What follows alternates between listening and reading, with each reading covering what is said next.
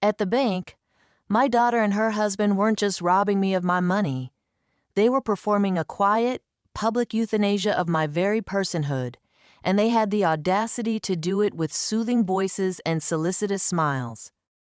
The pen in my hand felt like a surgical tool they were using to dissect my life away. And the most chilling part was that to anyone else in that vaulted marble room, we looked like a perfect, caring family. They say the slow death of a mind begins with forgotten keys and misplaced glasses. But no one tells you about the paper cuts the slow, meticulous slicing away of your autonomy, one signed document at a time. My world had shrunk to the four walls of my daughter's house, a gilded cage where the lock was my own fading memory, and the key was a pen they kept pressing into my trembling hand. But on that Tuesday, in the sterile glow of the First National Bank, I decided to forge my own key. I would rather shatter this beautiful prison and face the cold, hard floor of reality than sigh away the last shred of who I used to be. The morning had started with a performance, a carefully choreographed play where I was both the prized puppet and the captive audience. "You look lovely today, Mom," Sarah said, her voice a syrupy, sweet imitation of concern. She stood behind me, her hands on my shoulders as we looked in the vanity mirror. I saw a ghost-staring Baka woman with my same silver-white hair, but with eyes that had lost their fire, softened into a docile haze by the pills they crushed into my morning oatmeal. My daughter's reflection, however, was sharp and clear. Blonde, polished, a perfect porcelain mask. Only someone who knew her as I Did Who had soothed her childhood nightmares and celebrated her adult triumphs could see the cold calculation in her cornflower blue eyes. "We just have a quick errand to run," she continued, smoothing down the collar of my best lavender blouse. "A little paperwork at the bank, then we can get you a nice skull from that bakery you like." The bakery I liked had been closed for 3 years. I knew this. She knew I knew this. It was a test, a little probe, to see how deep the fog had settled today. I gave her what she wanted, a vague, grateful smile. "That sounds nice, dear." Her husband, Mark, loomed in the doorway, a silent monolith in an expensive suit. He didn't speak much, Mark. He communicated through pressure. A guiding hand on the back that was a little too firm. A grip on the elbow that left faint crescent-shaped bruises. He was the enforcer to her strategist. The car ride was a silent, rolling purgatory. I watched my old neighborhood slip by, each familiar house a milestone in a life I was no longer allowed to live. The oak tree I'd climbed as a girl, the park where I'd pushed Sarah on the swings, the library where I'd devoured countless worlds. They were reducing my entire history, the tapestry of my 82 years, to a file folder of documents in a briefcase Mark clutched on his lap. The bank was a temple of quiet money and hushed voices. The air smelled of lemon polish and anxiety. Sarah guided me to a plush chair facing a large mahogany desk, Mark a solid presence behind me, blocking any thought of retreat. My heart began to hammer against my ribs, a frantic bird trapped in a bone cage. This was it, the final act. A young man with a kind, open face and a name tag that read Ben, assistant manager, approached us with a professional smile. "Mrs. Evans? Sarah? How can I help you all today?" Sarah launched into her well-rehearsed script. "Hi, Ben. We're here to finalize some account management for my mother, Eleanor. Just getting all her affairs in order, making things simpler." She shot me a look of dripping fondness. "It's so hard when they get to this age, you know? The confusion, it's a lot to handle." Ben's smile became polite, cautious. He looked at me. "I see." "Good morning, Mrs. Evans. It's nice to see you." I opened my mouth, a simple good morning on my lips, but Mark's hand came to rest on my shoulder. His thumb pressed down on a nerve, a silent, painful command. "Be quiet." The words died in my throat, and I offered a weak, wobbly nod instead. Sarah opened the briefcase. The sound of the latches popping open was like gunshots in the quiet room. She laid the documents on the desk with a lawyer's precision. "This is just the power of attorney, granting me full access and management of all her accounts," she said, her finger tapping the first page. "And this is the deed transfer for the house on Willow Lane. And this," she slid another thicker document forward, "is the authorization to liquidate her investment portfolio and consolidate the assets. My house. My savings. The money Robert and I had scraped and saved for over 50 years. The home where we'd raised our daughter, loved each other, and where he had taken his last breath." They were turning it all into lines on paper, waiting for my signature to make it theirs. Sarah placed a pen in my hand. It was cold and heavy, a weapon being handed to me to commit my own financial suicide. "Just sign here, Mom," she said, her voice a low, soothing murmur, though her eyes were hard as flint. "It's just routine. We've been over this. It's to help you." My fingers were numb. I stared at the dotted line, a tiny black abyss waiting to swallow me whole. Robert's face flashed in my mind, his warm, crinkly-eyed smile, the way he'd hold my hand and call me his fierce little sparrow. He wouldn't have recognized this trembling, medicated creature. A spark of his memory, of the woman I used to be, ignited deep inside me. "I am not sure," I whispered, the words scraping out. "I'd like to read it." Sarah's smile tightened. "Oh, Mom, we read it all last week, remember? Your eyes get so tired. This is just a formality. Don't you trust me?" Mark leaned forward, his cologne suffocating. He wrapped his large hand around mine, the one holding the pen. His grip was like a vise, squeezing my fragile bones until a whimper escaped my lips. "Let's just get this done, Eleanor," he said, his voice a low rumble. "No fuss." He began to guide my hand, my traitorous hand, toward the first signature line. This was the moment. The spark became a flame. My eyes darted around the bank, a silent, desperate plea. Ben was watching, his brow slightly furrowed. He saw the forced grip, he heard the fear in my whimper. But would he intervene? Or was he just another pawn in their game, seeing a confused old woman and her caring, burdened family? I had one shot. One desperate, crazy chance. As Mark forced my hand to the paper, I let my body go limp, slumping forward slightly as if in a dizzy spell. The movement was subtle, but it created a precious inch of space between the desk and my body. "Oh, dear," I mumbled, my voice shaking with a tremor that was only half feigned. I'm feeling a bit faint. So warm in here." Sarah's face was a mask of strained patience. "Just sign, Mother. Then we can go." "A glass of water," I pleaded, looking directly at Ben. "Please, young man, could I have a glass of water?" It was a classic pattern interrupt, a request for aid.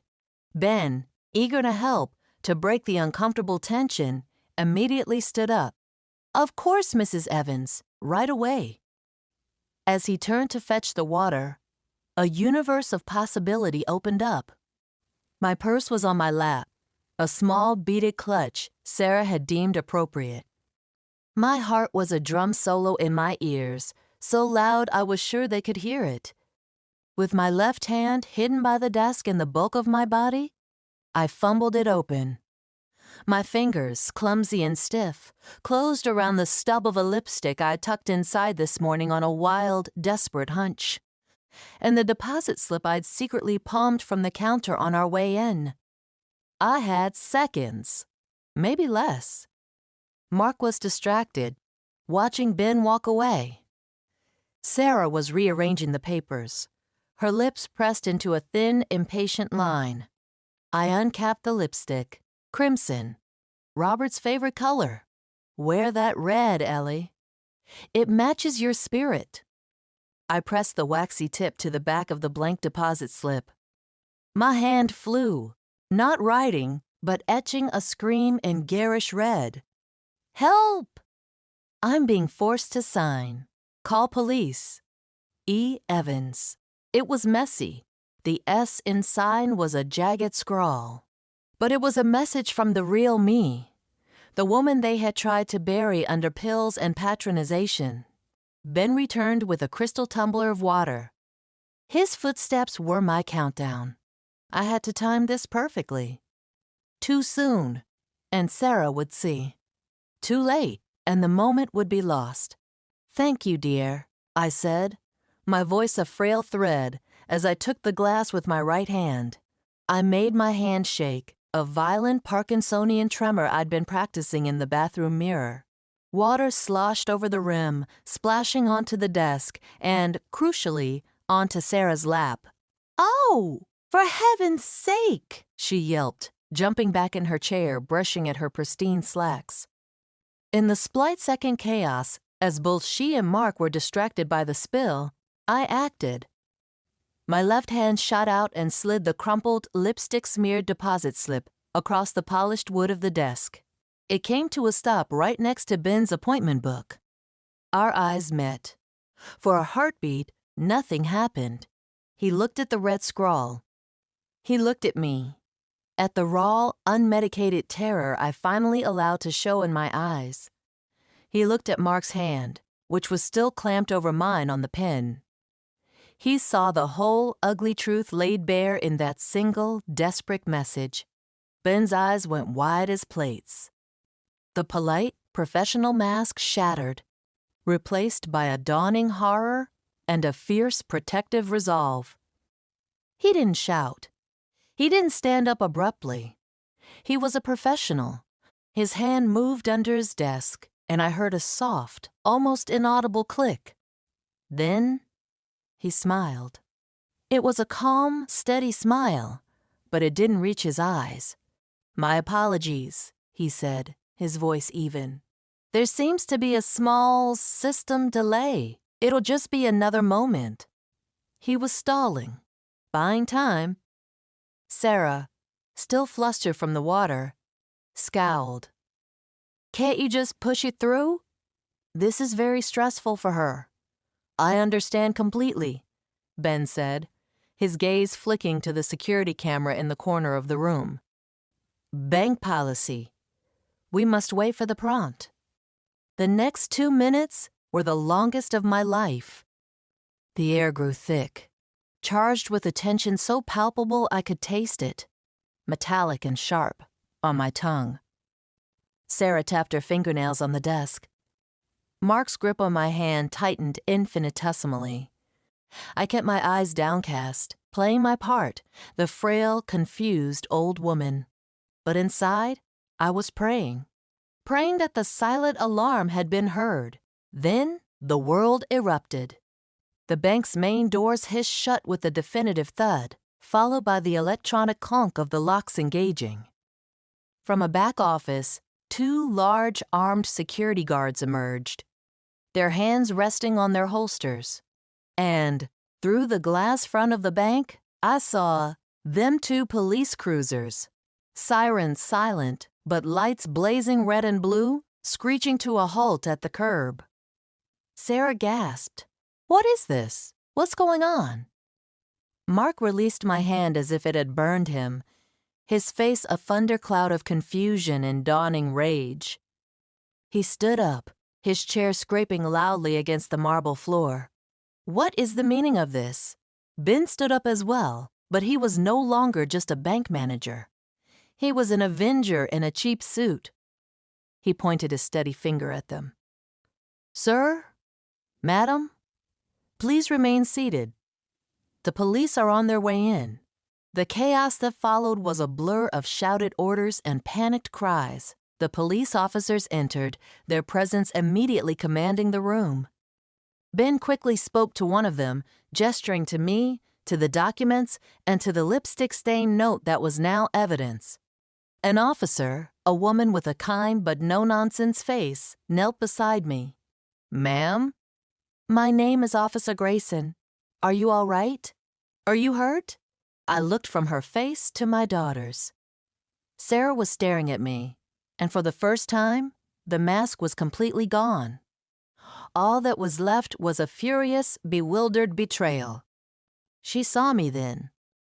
Not the docile mother, but the woman who had outmaneuvered her. They've been controlling me," I said, my voice gaining strength with every word. "Forcing me to take medication. They were going to take everything, my house, my money, everything my husband and I built." The paper cage was shattered. As the officers led my daughter and her husband away in handcuffs, her screaming about ingratitude, him silent and seething-eyed, didn't feel triumph. I felt a profound, bone-deep sorrow. The death of a relationship is a specific kind of grief. But beneath that grief, like a stubborn seed finally breaking through concrete, was something else. It was freedom. It was the return of Eleanor Evans, the fierce little sparrow. And as I walked out of the bank, leaning on Officer Grayson's arm, into the bright, unforgiving light of the afternoon, I knew the hardest battles were ahead. The legal wrangling, the loneliness, the long process of reclaiming my Joel. Life. But they were my battles to fight. My hand, though aching and bruised, would only hold a pen when I, and I alone, decided it was time to sign. Of course. Here is the continuation, exploring the complex and emotionally charged aftermath of the bank confrontation. The immediate hours after the bank were a whirlwind of stark fluorescent lights and gentle procedural voices. I was no longer in the gilded cage, but I had been placed in a different kind of institutional container, the calm beige-painted interview room of the police station. A blanket was draped over my shoulders, though I wasn't sure if I was shivering from shock or the relentless air conditioning. Officer Grayson sat with me, her voice a steady anchor in the churning sea of my emotions. She placed a cup of tea in front of me. The steam carried the faint floral scent of chamomile, a stark contrast to the sterile metallic smell of the room. "We've contacted Adult Protective Services, Mrs. Evans," she said, her notepad open but her pen resting. "This wasn't an interrogation. It was a lifeboat. A caseworker named Gabriela Mendez is on her way. She'll help you navigate what comes next. And my daughter?" The words felt like shards of glass in my throat. Officer Grayson's expression was carefully neutral. "They've been processed and are currently being held. Your son-in-law isn't saying much. Your daughter—" She paused, choosing her words with the precision of a surgeon. "She is exercising her right to an attorney. She's made several statements alleging that you are profoundly confused, that this was all a tragic misunderstanding stemming from your dementia." A cold fist clenched in my chest. She wasn't stopping. The performance was simply moving to a new, more formidable stage. This was the battle I had dreaded, a war of perception, where my own mind would be used as the primary weapon against me. "I am not confused," I said, and the steel in my voice surprised even me. It was the voice of the woman who had balanced the household books for 40 years, who had negotiated with contractors, who had stood her ground. I have moments of forgetfulness. Who my age doesn't? But I know what they were doing. I have the bank documents. I have the feeling of Mark's hand on mine. "We know?" "We know," Officer Grayson said softly. "The bank manager, Ben, gave a very compelling statement. The security footage is clear, and your note—" A faint, respectful smile touched her lips. "The lipstick was a brilliant touch, Mrs. Evans. It's not something a profoundly confused person would think to do. It shows planning, awareness, and desperation. The DA will see that." The door opened, and a woman entered. She was perhaps in her late 40s, with warm, intelligent eyes and a presence that was both calm and immensely capable. She introduced herself as Gabriela Mendez from APS. "Eleanor," she said, using my first name with a natural respect that immediately put me at ease. "I've spoken briefly with Officer Grayson. My first and only priority right now is your safety and well-being. We need to discuss where you will go tonight. You cannot return to your daughter's house." The reality of my homelessness hit me with the force of a physical blow. I had been so focused on escaping the cage, I hadn't considered where I would land. I had no keys, no wallet, no phone. I was a ghost in my own life.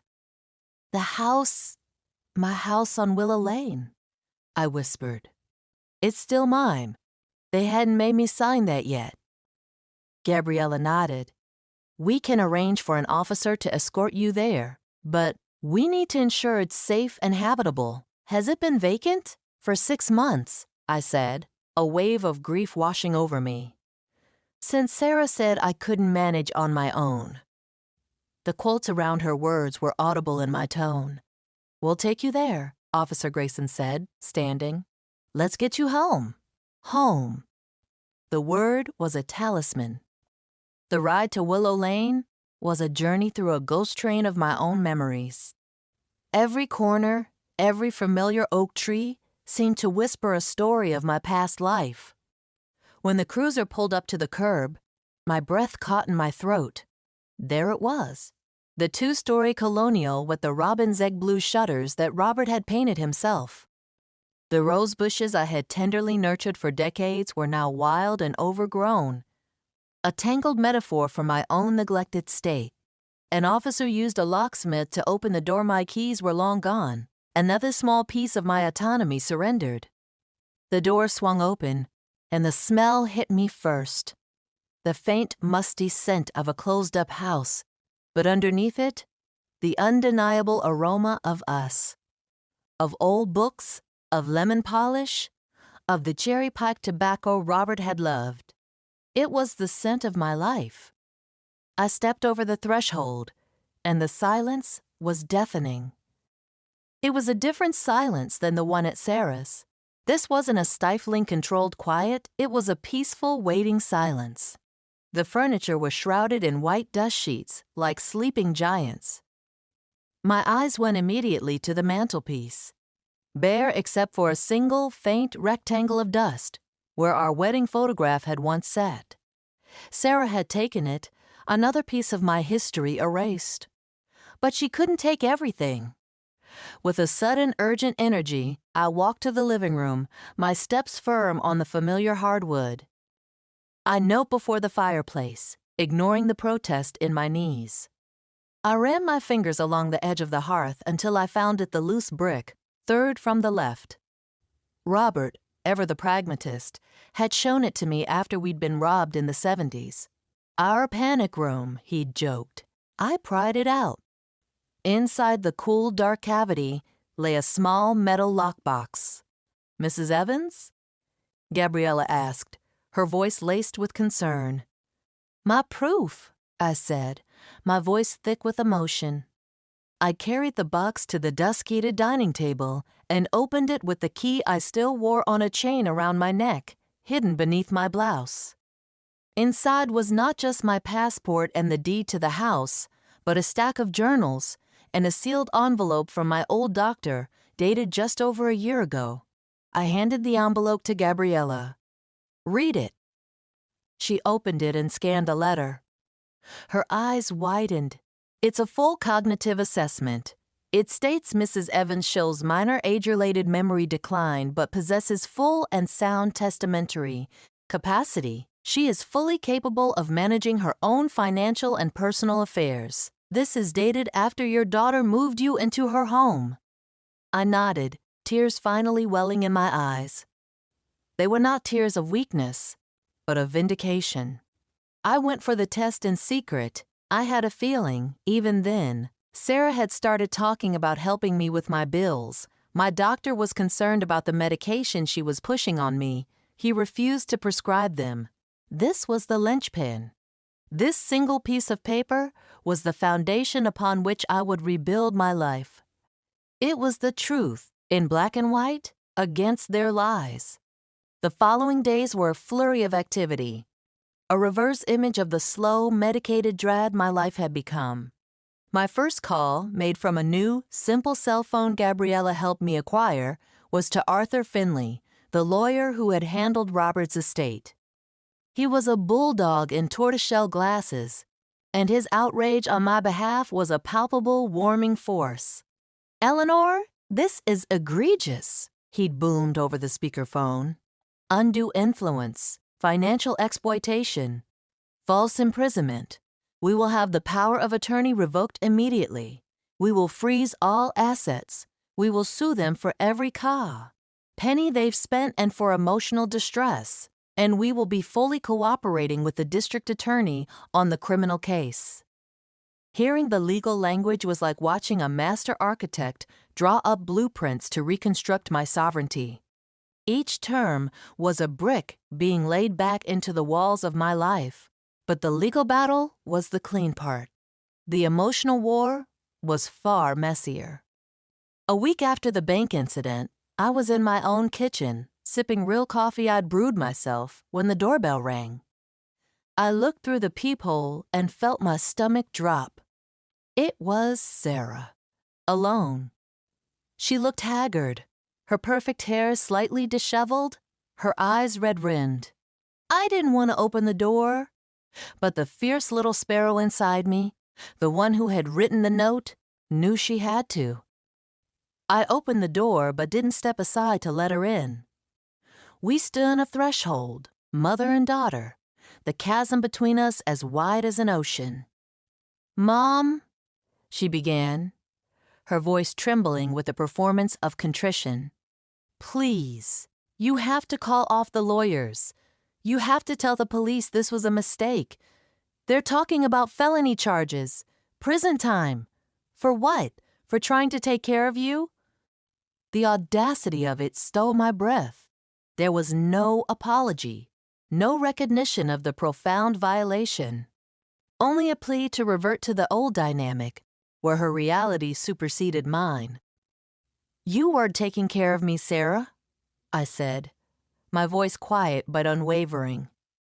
"You were burying me. You were stealing from me." Her mask shattered completely then, replaced by a flash of pure, unadulterated fury. Stealing? It was my inheritance. I was just moving up the timeline. You were sitting on all that money in that big empty house getting more and more senile while Mark and I were drowning in debt. We needed it. You owed us. You owed us. The words hung in the air, toxic and final. There it was. The ugly, naked truth. It was never about my well-being. It was about greed and entitlement. The little girl I had sung lullabies to was gone, replaced by this stranger who saw me not as her mother, but as an obstacle to her comfort. I felt a profound sadness, but it was clean, like a surgeon's cut. There was no more ambiguity.